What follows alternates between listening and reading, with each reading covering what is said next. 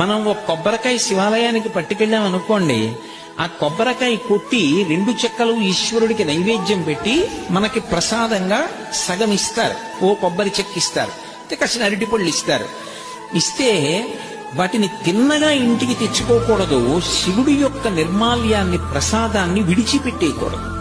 చాలా మంది తెలిసి తెలియక ఒక మాట అంటుంటారు, శివాలయం నుంచి ప్రసాదం తెచ్చుకోకూడదు అంటుంటారు.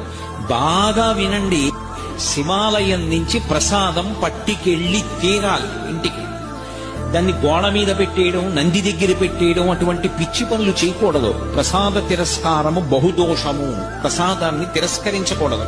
అందుకే అన్నవరం సత్యనారాయణ స్వామి కథలో ప్రసాదాన్ని తీసుకోకుండా ఆ పిల్ల భర్తని చూడ్డానికి వెడితే పడవ మునిగిపోతుంది. ఒక కథలో ఏమిటి, ప్రసాదం తినకపోతే పడవలో ముంచేసేటంతటి పైశాచికవాదా పరమేశ్వరుడు? అంత పైశాచిక మనస్తత్వం ఉన్నవాడా? కాదు.